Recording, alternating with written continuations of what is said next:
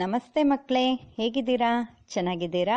ಮನೆಯಲ್ಲೇ ಇರಬೇಕು, ಸೇಫ್ ಆಗಿರಬೇಕು, ಹಾಗೆ ನಮ್ಮ ಸುರಕ್ಷತೆಯನ್ನು ನಾವೇ ನೋಡ್ಕೋಬೇಕು. ಓಕೆನಾ ಮಕ್ಕಳೇ? ಈ ದಿನ ನಾವು ನಿಮ್ಮ ತರಗತಿಯ ಪರಿಸರ ಅಧ್ಯಯನದಲ್ಲಿ ಇರುವ ಅಭ್ಯಾಸ ಪುಸ್ತಕದಲ್ಲಿನ 3ನೇ ಮೈಲುಗಲ್ಲಿನ 30, 31, 32ನೇ ಮೆಟ್ಟಿಲುಗಳನ್ನು ತಿಳಿಯೋಣವಾ? ಮಕ್ಕಳೇ, ಮೊದಲನೇದಾಗಿ ನಾವು ನಿಮ್ಮ ತರಗತಿಯ ಅಭ್ಯಾಸ ಪುಸ್ತಕದಲ್ಲಿ 30ನೇ ಮೆಟ್ಟಿಲಿನಲ್ಲಿ 3ನೇ ಮೈಲುಗಲ್ಲಿನಲ್ಲಿ ಸುರಕ್ಷತೆ ಎಂಬ ವಿಷಯಕ್ಕೆ ಸಂಬಂಧಿಸಿದ ಗುರುತಿಸು ಎಂಬ ಚಟುವಟಿಕೆ ಇದೆ. ಅಲ್ಲಿ ನಾವು ಸೂಚನೆಯನ್ನು ನೋಡಬೇಕು. ಏನಿದೆ ಸೂಚನೆಯಲ್ಲಿ? 2 ಗುರುತುಗಳನ್ನು ನೀಡಿದ್ದಾರೆ, ಆಮೇಲೆ ಖಾಲಿ ಬಾಕ್ಸ್ಗಳನ್ನು ಕೂಡ ಕೊಟ್ಟಿದ್ದೀವಿ ಅಂತ ಹೇಳಿದ್ದಾರೆ. ಆ 2 ಗುರುತುಗಳನ್ನು ನೀವೇನು ಮಾಡಬೇಕು? ಸರಿಯಾದ ಕ್ರಮ ಇದ್ದರೆ ಅದಕ್ಕೆ ನಗುಮುಖದ ಗುರುತನ್ನು ಹಾಕಬೇಕು ಆ ಬಾಕ್ಸ್ನಲ್ಲಿ. ತಪ್ಪಾದ ಕ್ರಮ ಇದ್ದರೆ ಏನು ಮಾಡಬೇಕು? ಆ ಒಂದು ಖಾಲಿ ಬಾಕ್ಸ್ನಲ್ಲಿ ಅಳುಮುಖದ ಗುರುತನ್ನು ಹಾಕಬೇಕು. ಆಯಿತಾ? ಮೊದಲನೆಯದಲ್ಲಿ ನೋಡೋಣ ನಾವು ಮಾದರಿ ಏನಿದೆ. ಮೊದಲನೆಯದಲ್ಲಿ ನೀರಿನ ತೊಟ್ಟಿಯನ್ನು ಹಾಗೆ ತೆರೆದಿಟ್ಟಿದ್ದಾರೆ ಅಲ್ವಾ?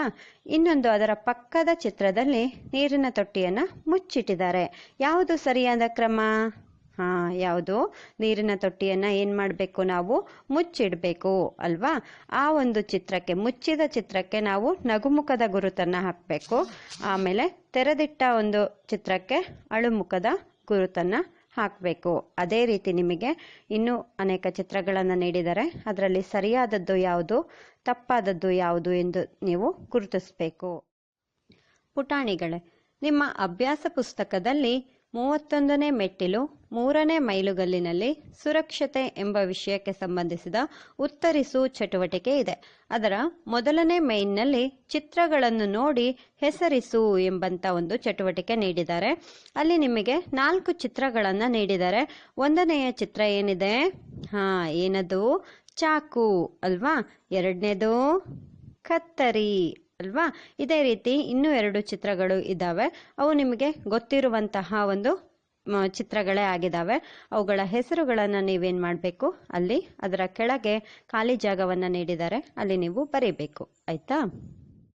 2ನೇ ಮೈನ್ನಲ್ಲಿ ಆವರಣದಲ್ಲಿ ನೀಡಿರುವ ಸರಿಯಾದ ಪದ ಆರಿಸಿ ಖಾಲಿ ಜಾಗದಲ್ಲಿ ಬರೆ ಎಂಬಂತ ಚಟುವಟಿಕೆ ನೀಡಿದ್ದಾರೆ.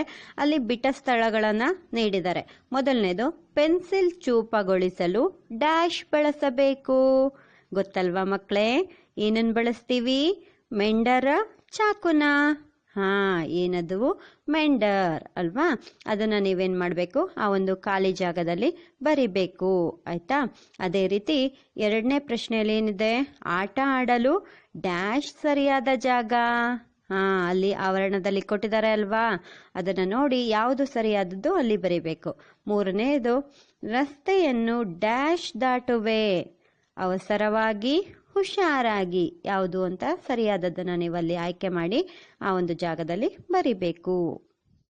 ಮಕ್ಕಳೇ, 3ನೇ ಮೈನ್ನಲ್ಲಿ ಗೆರೆ ಎಳೆದು ಹೊಂದಿಸು ಎಂಬಂತ ಚಟುವಟಿಕೆ ನೀಡಿದ್ದಾರೆ. ಅಲ್ಲಿ ಅನೇಕ ಚಿತ್ರಗಳನ್ನು ನೀಡಿದ್ದಾರೆ. ಪೆನ್ಸಿಲ್, ಬಟ್ಟೆ, ಆಮೇಲೆ ಹಣ್ಣಿನ ಚಿತ್ರ, ಇನ್ನೊಂದು ರಸ್ತೆಯ ಚಿತ್ರ. ಅದಕ್ಕೆ ಸರಿ ಹೊಂದುವಂತಹ ಚಿತ್ರಗಳು ಅದರ ಪಕ್ಕದಲ್ಲಿ ನೀಡಿದ್ದಾರೆ. ನಾನೀಗ ಮೊದಲನೇದು ಹೇಳ್ತೀನಿ. ಪೆನ್ಸಿಲಿಗೆ ಯಾವುದು ಸರಿ ಹೊಂದುವ ಚಿತ್ರ? ಏನದು? ಮೆಂಡರ್ ಅಲ್ವಾ? ಅದೇ ರೀತಿ ಉಳಿದವನ್ನು ನೀವು ಗೆರೆ ಎಳೆದು ಹೊಂದಿಸಬೇಕು. ಆಯ್ತಾ? ಪುಟಾಣಿಗಳೇ, ನಿಮ್ಮ ಅಭ್ಯಾಸ ಪುಸ್ತಕದಲ್ಲಿ 32ನೇ ಮೆಟ್ಟಿಲು 3ನೇ ಮೈಲುಗಲ್ಲಿನಲ್ಲಿ ನನ್ನ ಸಾಧನೆ ಎಂಬಂತ ಚಟುವಟಿಕೆ ಇದೆ. ಅದರ ಲೋಗೋ ಜೇನುನೊಣ. ಅಲ್ಲಿ ಮೊದಲನೇದಾಗಿ ಖಾಲಿ ಬಿಟ್ಟ ಜಾಗವನ್ನು, ಸನ್ನಿವೇಶವನ್ನು ನೋಡಿ ಅದರ ಹೆಸರನ್ನು ಬರಿ ಅಂತ ಹೇಳಿದ್ದಾರೆ. ನೀವು ಮೊದಲು ಚಿತ್ರಗಳನ್ನು ನೋಡಬೇಕು.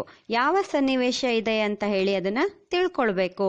ಇದೆಲ್ಲ ನೀವು ಏನು ಮಾಡಿದ್ದೀರಾ? ಹಿಂದಿನ ತರಗತಿಯಲ್ಲಿ ವಿಡಿಯೋದಲ್ಲಿ ನೋಡಿ ಕಲ್ತಿದ್ದೀರಿ ಅಲ್ವಾ? ಅದನ್ನು ತಿಳ್ಕೊಂಡು ಇಲ್ಲಿ ನೀವು ಬರೀಬೇಕು. ಮೊದಲನೇ ಚಿತ್ರದಲ್ಲಿ ಏನೋ ಒಂದು ಸನ್ನಿವೇಶ ಇದೆ, ನಿಮಗದು ಗೊತ್ತಿದೆ ಅಲ್ವಾ? ಅಲ್ಲಿ ದು ಅಕ್ಷರ ಕೊಟ್ಟಿದ್ದಾರೆ ಅಲ್ವಾ? ಆಚೆ ಈಚೆ ಯಾವ ಅಕ್ಷರಗಳು ಬರಿಬೇಕು? ಏನದು ಸನ್ನಿವೇಶ? ಏನದು? ಮ, ದು, ವೇ ಅಲ್ವಾ, ಅದನ್ನು ನೀವಲ್ಲಿ ಬರಿಬೇಕು. ಇನ್ನುಳಿದ ಚಿತ್ರಗಳನ್ನು ಗಮನಿಸಿ ಅಲ್ಲಿರುವಂತಹ ಡ್ಯಾಶಲ್ಲಿ ಅಥವಾ ಬಿಟ್ಟ ಜಾಗದಲ್ಲಿ ಯಾವ ಅಕ್ಷರಗಳನ್ನು ತುಂಬಬೇಕು ಎಂದು ನೋಡಿ ಆನಂತರ ಆ ಪದವನ್ನು ಪೂರ್ಣಗೊಳಿಸಬೇಕು. ಆಯ್ತಾ ಪುಟಾಣಿಗಳೇ, ನನ್ನ ಸಾಧನೆ ಎಂಬುದು ಸ್ವಕಲಿಕೆಯ ಹಂತ ಮಕ್ಕಳೇ. ಹಾಗಾಗಿ ನೀವೇ ಯಾರ ಸಹಾಯವನ್ನು ಪಡೆಯದೆ ಸ್ವತಃ ನೀವೇ ಇದನ್ನು ಬರಿಬೇಕು. ಆಯ್ತಾ, ಇಲ್ಲಿ ನೀವು ನೋಟ್ ಪುಸ್ತಕದಲ್ಲೂ ಕೂಡ ಬರಿಬೇಕಾಗತ್ತೆ. ಆಯ್ತಾ, ಫಸ್ಟ್ ಮೇನ್ನಲ್ಲಿ ಏನಿದೆ ನೋಡಿ, ಒಂದು ಬಾಕ್ಸ್ನಲ್ಲಿ ಅನೇಕ ಅಕ್ಷರಗಳನ್ನು ನೀಡಿದ್ದಾರೆ. ಅಲ್ಲಿ ಹಬ್ಬ ಮತ್ತು ಸಮಾರಂಭಗಳಿಗೆ ಸಂಬಂಧಿಸಿದಂತಹ ಹೆಸರುಗಳು ಇದೆ. ನೀವು ಅವುಗಳನ್ನು ಗುರುತಿಸಬೇಕು. ಯಾವ ಹಬ್ಬವನ್ನು ಗುರುತಿಸ್ತೀರೋ ಅದನ್ನು ನೀವೇನು ಮಾಡಬೇಕು, ಅಲ್ಲಿ ಖಾಲಿ ಜಾಗವನ್ನು ಕೊಟ್ಟಿದ್ದಾರೆ, ಅಲ್ಲಿ ಅದರ ಹೆಸರನ್ನು ನೀವಲ್ಲಿ ಬರಿಬೇಕು. ಹಾಗೆ ಯಾವುದಾದ್ರೂ ಸಮಾರಂಭವನ್ನು ಗುರುತಿಸಿದ್ರೂ ಕೂಡ ಅದರ ಹೆಸರನ್ನು ನೀವಲ್ಲಿ ಖಾಲಿ ಜಾಗದಲ್ಲಿ ಬರಿಬೇಕು. ಹಾಗೆ ಮಾಡ್ತೀರಾ ಪುಟಾಣಿಗಳೇ? ಎರಡನೇ ಮೇನಲ್ಲಿ ಗುಂಪಿಗೆ ಸೇರದ ಪದಗಳನ್ನು ಗುರುತಿಸಿ ಖಾಲಿ ಜಾಗದಲ್ಲಿ ಬರೆ ಎಂಬಂತ ಚಟುವಟಿಕೆ ನೀಡಿದ್ದಾರೆ. ಒಂದನೆಯದು ರಂಜಾನ್, ದೀಪಾವಳಿ, ಕ್ರಿಸ್ಮಸ್, ನಾಮಕರಣ. ನಿಮಗೀಗಾಗಲೇ ಗೊತ್ತಿದೆ ಯಾವುದು ಹಬ್ಬಗಳು ಯಾವುದು ಸಮಾರಂಭಗಳು ಎಂದು ಅಲ್ವಾ. ಯಾವುದರಲ್ಲಿ ಬೇರೆಯಾಗಿದೆಯೋ ಅದನ್ನು ನೀವೇನು ಮಾಡಬೇಕು, ಆ ಒಂದು ಖಾಲಿ ಜಾಗದಲ್ಲಿ ಬರಿಬೇಕು. ಹಾಗೆ ಎರಡನೇದೇನಿದೆ, ಗೆಳೆಯ ಗೆಳತಿ, ಅಜ್ಜ ಅಜ್ಜಿ, ತಂದೆ ತಾಯಿ, ಅಣ್ಣ ತಂಗಿ. ನಿಮ್ಮ ಕುಟುಂಬಕ್ಕೆ ಸಂಬಂಧಿಸದೇ ಇರುವಂಥವರು ಯಾರಿದ್ದಾರೆ ಅಲ್ಲಿ, ಅದನ್ನು ನೀವೇನು ಮಾಡಬೇಕು, ಆ ಒಂದು ಖಾಲಿ ಜಾಗದಲ್ಲಿ ಬರಿಬೇಕು. ಹಾಗೆ ಮೂರನೇ ಪ್ರಶ್ನೆ ಏನಿದೆ, ಉಗುರು ನೈಲ್ ಕಟರ್, ಪೆನ್ಸಿಲ್ ಮೆಂಡರ್, ರಸ್ತೆ ಆಟ, ಮೈದಾನ ಆಟ.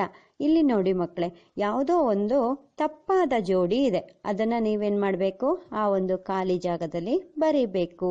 ಆಯ್ತಾ ಪುಟಾಣಿಗಳೇ, ಈ ದಿನ ನೀವು ಸ್ವಕಲಿಕೆಗೆ ಸಂಬಂಧಿಸಿದ ಅನೇಕ ಚಟುವಟಿಕೆಗಳನ್ನು ತಿಳ್ಕೊಂಡ್ರಿ ಅಲ್ವಾ.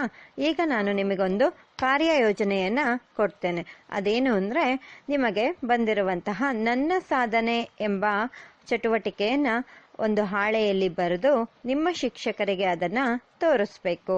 ಆಯ್ತಾ? ಓಕೆ, ಬಾಯ್.